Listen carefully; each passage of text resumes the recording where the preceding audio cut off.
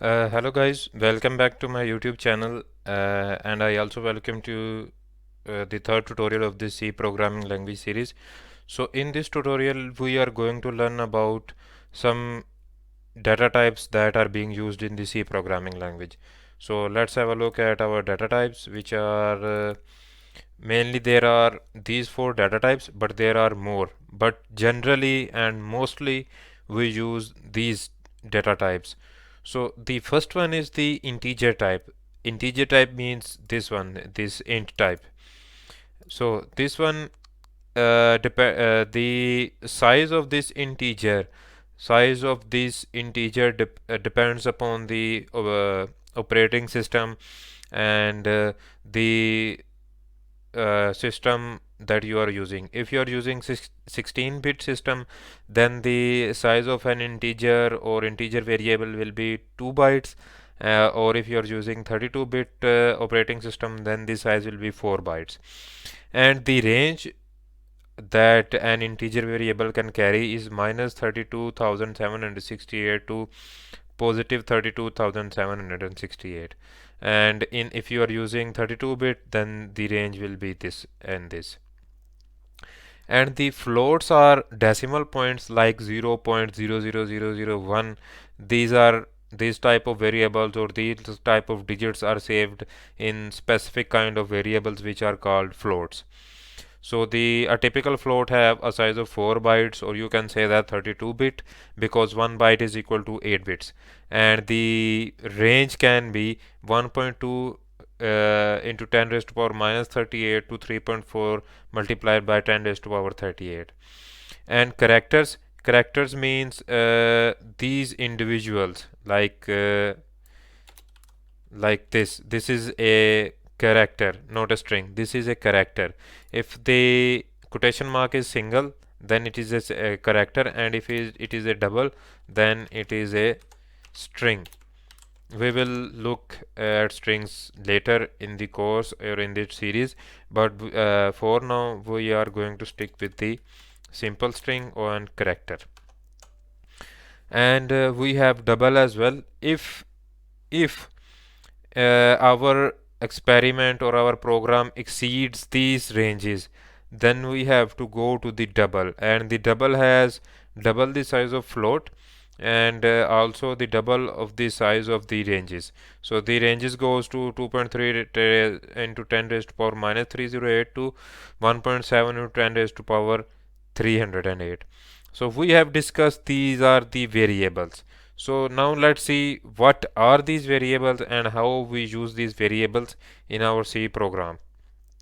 Okay, so I am going to my compiler, I am going to remove everything, and let's say I am going to create a variable called in age int. So the method to declare a variable is, first you have to type the uh, first you have to declare the type of the variable, which is I am going to say int, and then the name of the variable. So the name of the variable will be age is equal to 25 and the semicolon. So now this is a box. The name of the box is age, and that box contains the value 25. And you can change this value of the box as well, as I am going to say this is 26, and I am again going to change this to 27. And let's say what happens if we print this.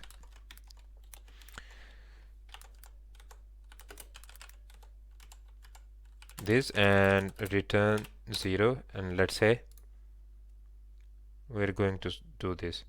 Okay, so if you can see, I have some errors here. The first error is that this is percentage f is an error and this is an int. So if I am going to print an integer, I have to use a d here and then this. And if I compile this, if I run this again, and as you can see, this works fine. So what is the science here, how this is working? Let's say I am going to declare another variable, int class is equal to 10, and I am going to do this one more time. and here we have class, and let's see what happens.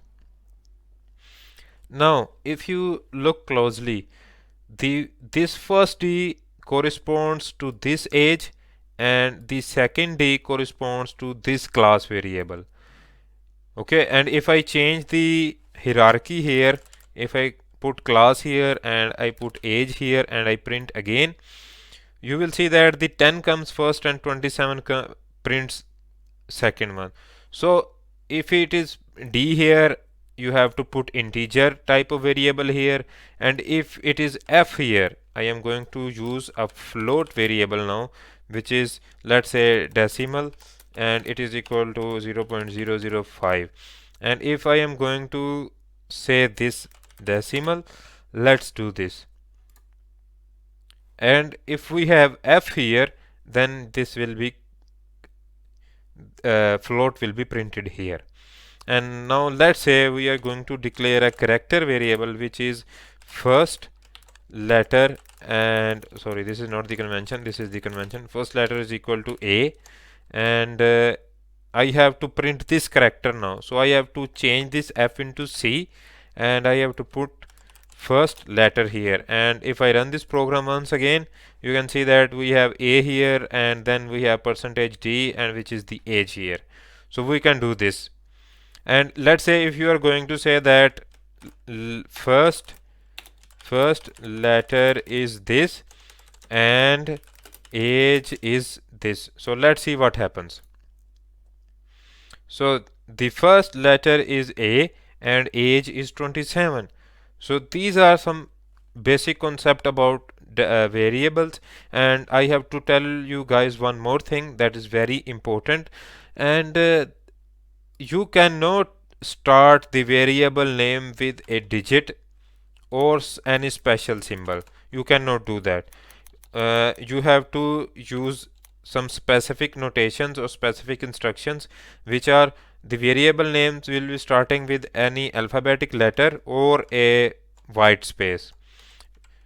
And these are some instructions that you have to take in mind before creating any variable. And one other thing, always name your variables meaningfully.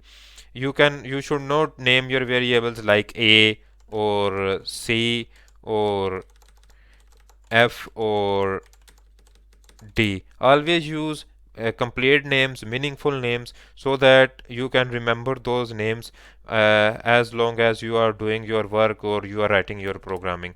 If you are writing A, F, C, these kind of names, then that will become very difficult for you to manage your program or to remember the names of the variables. So variable naming convention is very important. You have to consider naming your variables meaningful in a meaningful way. So these are the some basic instructions or basic introduction to variables. In the next tutorial, we will be looking at some mathematical operations like sum, uh, division, modulus, and subtraction, division, multiplication. These kind of things will be looking in our next tutorial. Till that time, take care of your health and keep enjoying these tutorials. See you soon. Bye bye.